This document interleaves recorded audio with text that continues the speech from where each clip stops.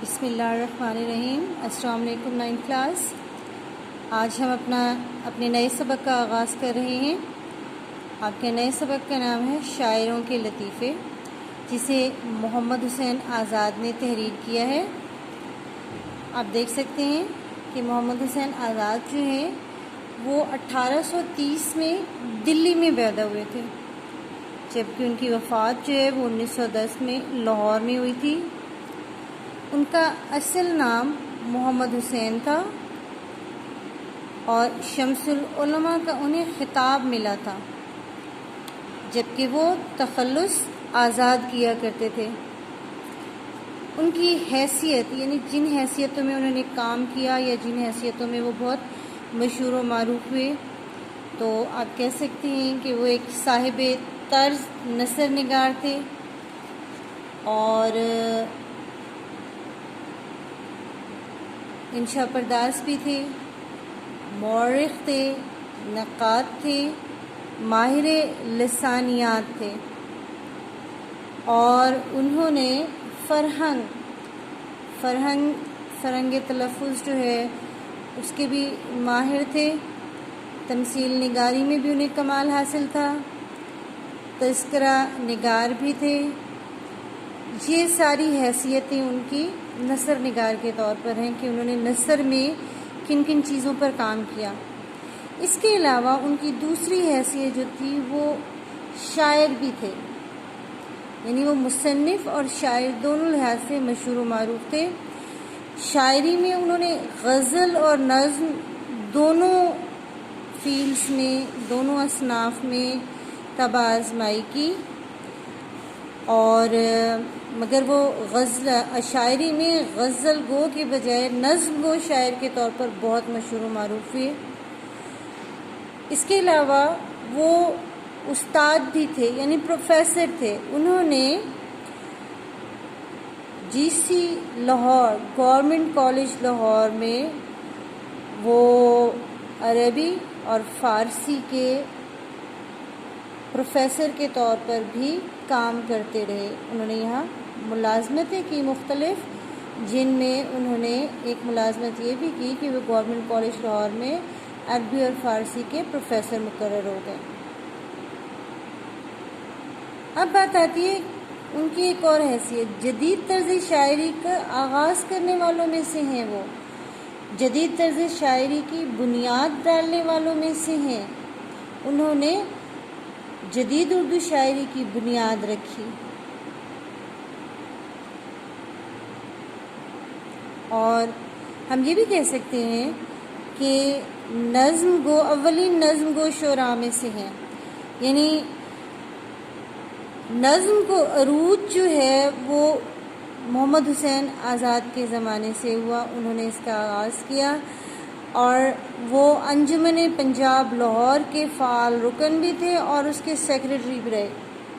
اچھا، ایک اور چیز ہے، اردو کے عناصر خمسہ میں سے ایک ہیں۔ اب اردو کے عناصر خمسہ ہیں کیا؟ اردو ادب کے فروغ کے لیے 5 ارکان جو ہیں انہیں تصور کیا جاتا ہے کہ وہ بہت اہم تھے، 5 افراد، اور ان 5 افراد کو عناصر خمسہ کہا جاتا ہے۔ اردو ادب کے فروغ کے سلسلے میں کام کرنے والے 5 افراد جنہوں نے ہر چیز کو ایک نئے انداز دیا، انہیں عناصر خمسہ کہا جاتا ہے۔ اور ان عناصر خمسہ میں کون کون شامل ہیں؟ ان میں سر سید احمد خان، مولانا الطاف حسین حالی، مولوی نذیر احمد، مولانا شبلی اور مولانا محمد حسین آزاد ہیں۔ اب آپ یہ دیکھیے کہ آپ کی ٹیکسٹ بک میں ان سارے افراد کے کچھ نہ کچھ اقتباسات یا مضامین شامل ہیں، جیسے مولانا شبلی نعمانی جو ہے ان کا ہجرت نبوی چیپٹر وہ آپ کے اس میں سلیبس میں شامل ہے۔ پھر مولانا الطاف حسین حالی کو جو عناصر خمسہ میں کہا جاتا ہے، ان کا مرزا غالب کی عادات و خصائل چیپٹر جو ہے وہ آپ کے اس میں شامل ہے۔ پھر آپ نے سر سید احمد خان کا کاہلی سبق پڑھا، وہ بھی شامل ہے۔ اور اب ہم جو ہے شاعروں کے لطیفے پڑھ رہے ہیں محمد حسین آزاد کے. یہ بھی عناصر خمسہ میں، یعنی 4 عناصر کے 3 کے آپ نے پڑھ لیے ہیں اسباق، اور اب چوتھے عناصر خمسہ میں سے چوتھے عنصر کی جو ہے وہ پڑھ رہے ہیں. اس کے بعد ہمارے پاس صرف ڈپٹی نذیر احمد دہلوی رہ جاتے ہیں، یعنی جنہیں مولوی نذیر احمد بھی کہتے ہیں. ان کا سبق جو ہے ہم نسو اور سلیم کی گفتگو، ان کے ناول کے اقتباس ہے توبۃ النسو کا، وہ ہم جب اس کے بعد اسے ہم پڑھیں گے. تو یہ تو ہو گئے اردو کے عناصر خمسہ. اب باری آتی ہے ہم بات کرتے ہیں آزاد کے طرز تحریر پر. تو آپ یہ دیکھیں کہ اسلوب نگارش میں اپنے اسلوب کے معجد اور خاتم ہیں، یعنی آپ یہ سمجھیں کہ جو ان کا جو سٹائل ہے لکھنے کا وہ انہیں پر شروع ہو کر انہیں پر ختم ہو جاتا ہے. معجد کہتے ہیں مطلب ایجاد کرنے والے کو، اور خاتم کہتے ہیں ختم کرنے والے کو، یعنی ان کا طرز تحریر انہوں نے ہی ایجاد کیا اور انہیں پر ختم ہو گیا. یعنی لوگوں نے اگر کوشش بھی کی اس طرز تحریر کو ایڈاپٹ کرنے کی، اپنانے کی، تو وہ جو ہے اس میں کامیاب نہ ہو سکے. اب ان کی خصوصیات میں ہم کیا کہہ سکتے ہیں کہ جی تخیل، آفرینی، شعریت اور رنگینی پائی جاتی تھی. تخیل آفرینی کا مطلب یہ ہے کہ آزاد نے کیا کیا کہ شاعرانہ تخیل و انداز کے جو ہے وہ اس طرح کسی بھی چیز کے بارے میں ذکر کرتے تھے، ان کا تخیل اس طرح آہستہ آہستہ آگے بڑھتا تھا، چمکتا تھا، اور وہ اپنے قاری کو اس طرح عالم تخیل کی سیر کرایا کرتے تھے کہ وہ اس کی رنگین فضا میں گم ہو کر رہ جاتا تھا. اور ان کی تحریر جو ہے وہ پڑھ کر ذہن پر ایک خوشی اور نشاط کی کیفیت طاری ہو جاتی تھی، جس سے کیا ہوتا تھا، تھکن کا احساس نہیں ہوتا تھا. اور اس کی وجہ سے کیا ہے، ان کی نثر شعر کی طرح دل کے ساتھ ساتھ دماغ کو بھی متاثر کرتے ہیں. ان کی نثر کا یہ ہے کہ ان کی نثر کے اندر نظم کی، شعریت کی خوبصورتی پائی جاتی تھی.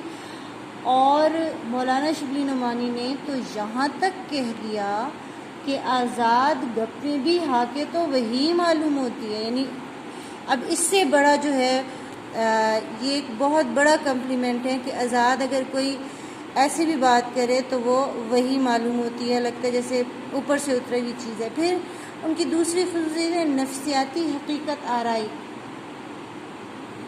اب نفسیاتی حقیقت آرائی جو ہے وہ یہ دیکھیں کہ میں نے آپ کو بتایا ہے کہ وہ اس طرح دلوں کو جکڑ لیتے تھے، اس طرح ذہن کو جکڑ لیتے تھے کہ لوگ جو ہیں ان کا لکھا ہوا اس طرح متاثر کرتا ہے، دل کو بھی متاثر کرتا ہے، ذہن کو بھی متاثر کرتا ہے. ان کی دوسری خصوصیت جو ہے وہ تمثیل نگاری ہے، مکالمہ نگاری ہے اور تقسیم نگاری ہے. یعنی ہیں تو یہ الگ الگ، لیکن ہم ان کو اکٹھا اس لیے کہہ رہے ہیں کہ وہ تمثیل نگار تھے، تمثیل کرتے تھے. اب تمثیل کیا ہوتے ہے کہ کسی چیز کو اس طرح مثال بنا کر پیش کرنا، اس طرح کلیئر کرنا کہ یوں محسوس ہو کہ وہ بے جان چیز میں بھی روح شامل ہو گئی ہے. جیسے ان کی یہ بہت نمایاں خصوصیت ہے تمثیل نگاری اور مکالمہ نگاری، اور وہ اپنی تحریر میں وہ کسی حالت یا چیز کو زیرو شخص قرار دے کر اس کی صفات و حرکات پیش کرتے ہیں. مثلاً دربار اکبر یہ کتاب ہے، اس میں انہوں نے ایک جگہ لکھا ہے غفلت نے جب آنکھ کھولی اور ہمت نے اپنے قدم پیچھے ہٹا لیے تو حوصلہ مندی نے جمائی لی. اب کیا ہوا، انہوں نے غفلت، حوصلہ مندی اور ہمت کو مجسم کر دیا ہے، مثال کے طور پر بیان کیا ہے. اور پھر ان کی ایک اور یہ ہے کہ وہ پیکر تراشی کے بہت جو ہیں، مطلب ان کی تمثیلی رنگ میں رنگی ہوئی جو ہے کیا ہوتی ہے، ایک اہم کڑی مکالمہ ہے، اور کبھی تو بے جان چیزیں مجسم ہو کر باتیں شروع کر دیتی ہیں، اور کہیں وہ خود راوی بن کر فطرت سے محو کلام نظر آتے ہیں. اس طرح ان کی تحریر میں ڈرامائی کیفیت پیدا ہو جاتی ہے.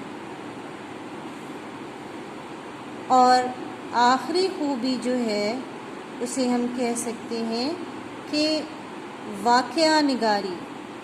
یعنی واقعہ نگاری جو ہے وہ ان کی بڑی خوبی ہے کہ وہ بات کو مطلب ان کی واقعہ نگاری کی خصوصیت یہ دیکھیے کہ اگر یوں کہیں کہ آزاد جو ہیں وہ لطیفہ اور حکایت کے بادشاہ ہیں، اور تاریخ جیسا خشک مضمون بھی کیوں نہ ہو اسے اس طرح خوبصورت انداز میں بیان کرتے ہیں کہ تاریخ بھی جو ہے وہ ایک لطیفہ اور ایک کہانی بن جاتی ہے۔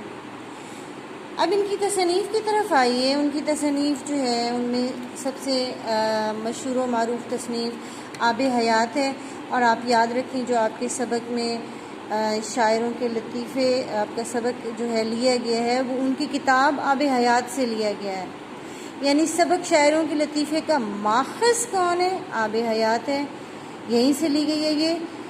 پھر دوسری کتاب نیرنگ خیال دربار اکبری، بھی دربار اکبری کے حوالے سے ہم نے بات کی تھی۔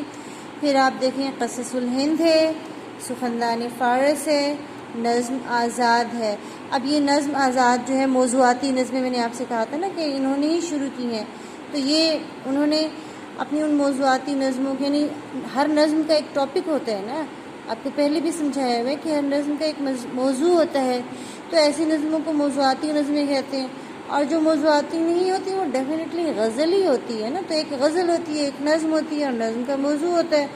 تو انہوں نے جو ان کی موضوعاتی نظمیں تھیں انہیں ایک ہی کتاب میں اکٹھا کر دیا، اور اس کتاب کا نام انہوں نے رکھا نظم آزاد۔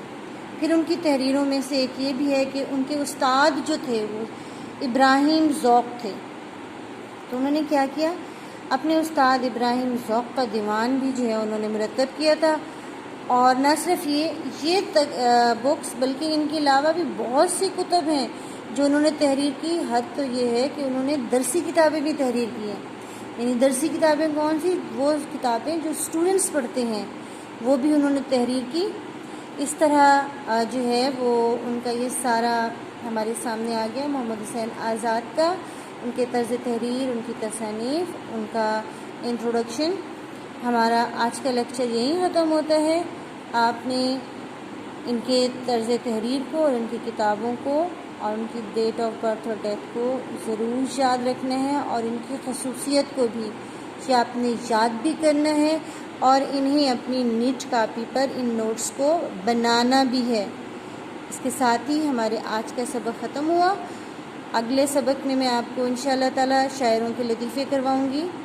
اللہ حافظ، اپنا خیال رکھیے گا۔ اللہ حافظ۔